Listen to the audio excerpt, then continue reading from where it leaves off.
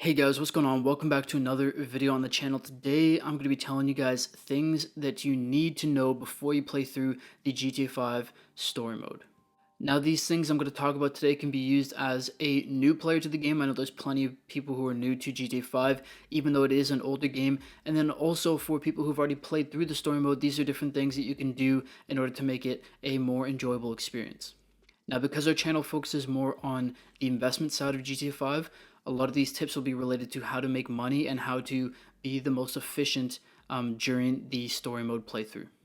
The first thing I want to talk about is if you are looking to play the game to its fullest, you'll find out very quickly that there's plenty of things to buy in the game and they're quite expensive, and some of them being very expensive. Because of that, despite the temptations, I want to please urge you to not spend your money until after the final heist and a couple missions that follow it. Now, the reason for that is there's a way to increase your money by a large amount, hundreds of percents after you complete the final heist and a couple missions.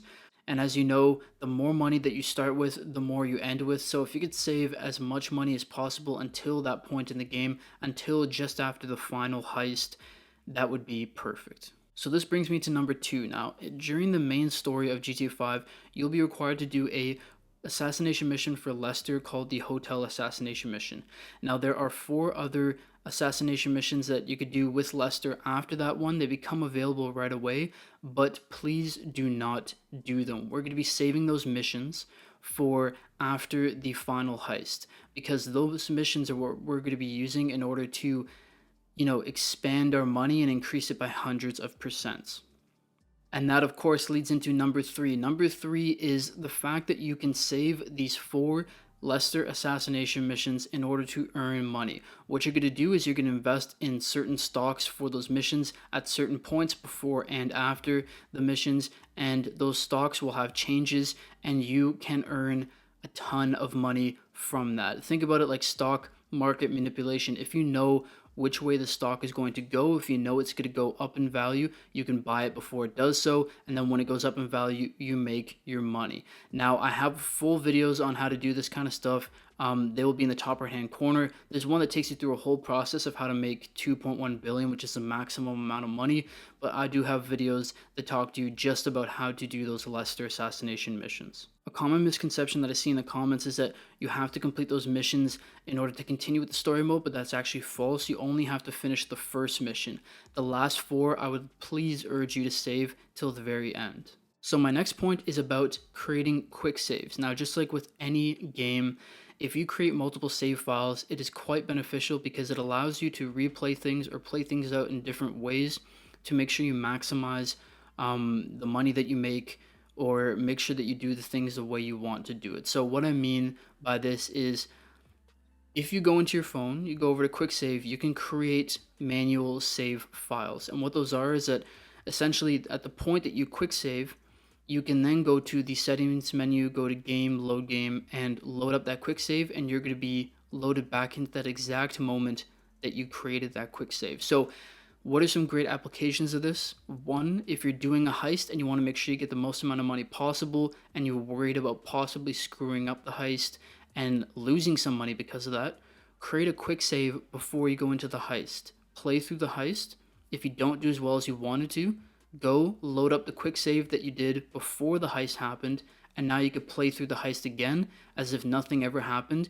And you could do that as many times as you want, just so long as you create that first initial quick save before you complete the heist. Now, you could do that with missions, you could do that with investing in the stock market in this game. There's plenty of applications. I highly suggest you checking it out and just trying it out.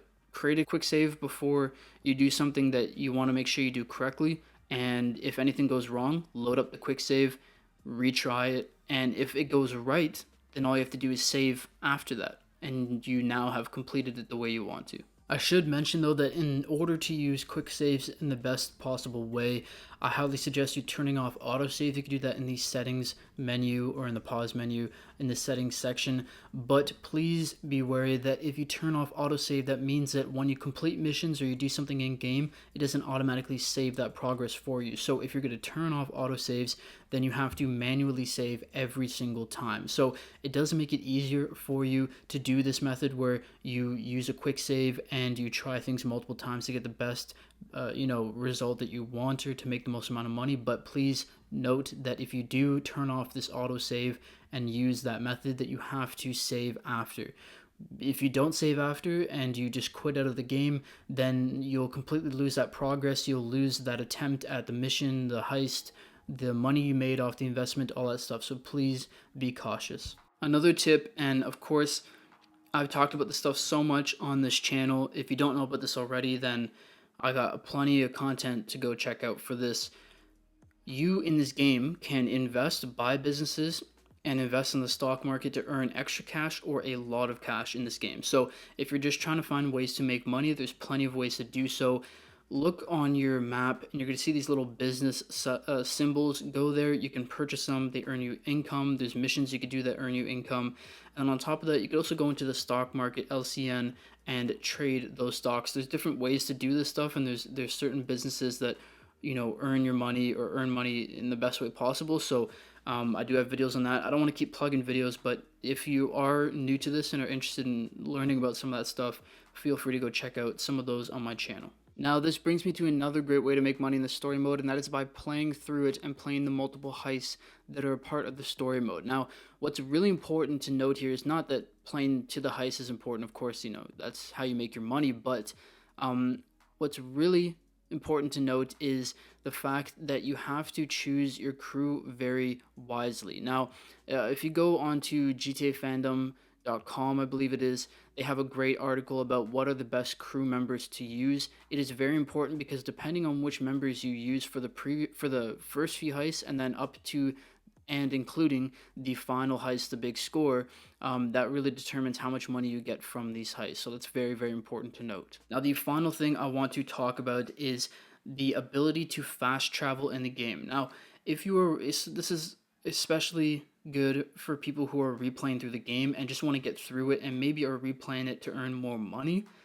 There is a way to speed up the actual game process. Now, first off, one of the biggest points I want to make with this is that if you go into the map and you look at all the different missions that are offered, the different symbols with the question marks and the letters, always go to the big letters that are on the map. And if there's none on the map, all you have to do is wait some in-game time and one will pop up. And what those big letters are, those are the main missions of the story mode. And if you want to get through the story mode as fast as possible, play all the main missions because that will get you through to the final heist, and then from there you could do whatever you want. And one way to actually speed up that process is by fast travel through taxis. So if you go into your phone, call up the taxi, what you can do is when you get into the taxi, set a waypoint on that marker of the certain mission that you want to go to.